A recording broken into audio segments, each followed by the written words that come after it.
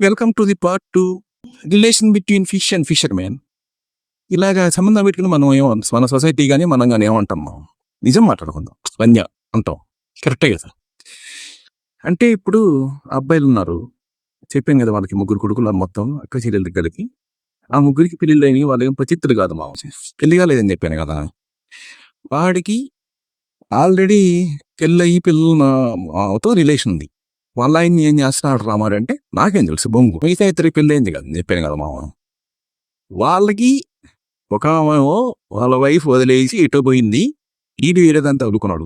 అంటే వైఫ్ ఉన్నప్పుడే వేరేదంతా అలుకున్నాడు. మళ్ళీ ఇంకోటి ఉన్నాడు కదా, వాళ్ళ చెల్లి కొడుకు ఫస్ట్ వాడు ఇంకో దాన్ని మెయింటైన్ చేస్తున్నాడు. అంటే ప్రతి వీళ్ళ కొడుకులకి ఒక్కోళ్ళకి ఇద్దరు కావాలి. వీళ్ళని ఏమన్నాను, మన సొసైటీ వీళ్ళని ఏమందు నవ్వుతారు.